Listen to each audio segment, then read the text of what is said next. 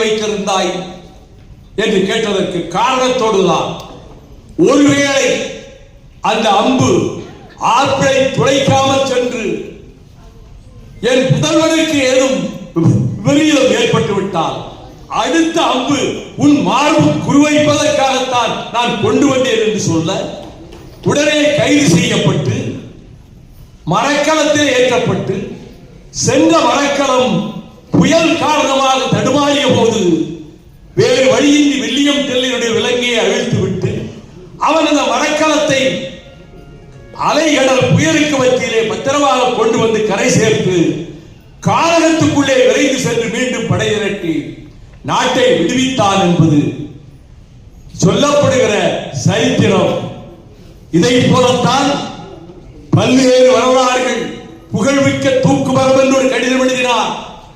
அமெரிக்க நாட்டிலே பிரவுன் பாதிரியார் என்பவர் கருப்பர்களுக்கு விடுதலை வேண்டும் என்பதற்காக ஒரு ரகசிய படை புரட்சி படையை தயாரித்து அதிலே அவரது 4 புதல்வர்களில் 3 புதல்வர்களையும் சேர்த்து ஒருவன் தலைமறைவாக இருந்து போராட்டத்தை நடத்த அந்த தாக்குதலில் அவரது 3 மகன்களும் கொல்லப்பட்டனர். மகளின் காதலனும் கொல்லப்பட்டான். ஒருவன் தேடப்படுகிறான்.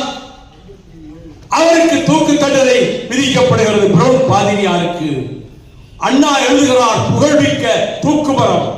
இவையெல்லாம் அன்றைக்கு ஊடகங்கள் கிடையாது, யூடியூப் கிடையாது, இன்றைக்கு இருக்கக்கூடிய சாதனங்கள் எதுவுமே கிடையாது. ஆனால் உலகத்தின் எந்த மூலையிலே ஒரு செய்தி இருந்தாலும் அதை தன் தம்பிமார்களுக்கு கொண்டு வருவதற்காக திராவிட நாட்டிலும் பின்னர் காஞ்சியிலும் கடிதம் மூலமாக செய்திகளாக்கி கொண்டிருந்த அண்ணா அவர்கள் தான் தோற்றதற்கு பிறகு தம்பிமார்கள் வருந்துகிறார்கள் என்பதற்காக அவர் எழுதினார் அறுவடையும் அணிவகுப்பும் என்று. அது களனி. களனியிலே சென்னல் கதிர்கள் விளைந்திருக்கின்றன. கதிர்களை அறுத்து கதிர்கட்டுக்களை தலையிலே சுமந்து கொண்டு எல்லோரும் களத்திற்கு சொல்கிறார்கள். ஆனால் அதிலே ஒரு சகோதரன் காலிலே வெட்டுப்பட்டு அந்த அறிவாளர் காலிலே பட்டுவிட்டதால் வெட்டுப்பட்ட காயத்தோடு கீழே கிடக்கிறான். அனைவரும் கதிர்கட்டுகளை சுமந்து கொண்டு களத்துக்கு செல்கிறார்கள். அவர்கள் முகத்திலே புன்னகை இல்லை. ஆனால் வெட்டுப்பட்டு கிடக்கிறானே அவன் புன்னகை பூக்கிறான். கதிர்கட்டுகள் களஞ்சியத்தை நோக்கி போகின்றன என்று புன்னகை பூக்கிறான்.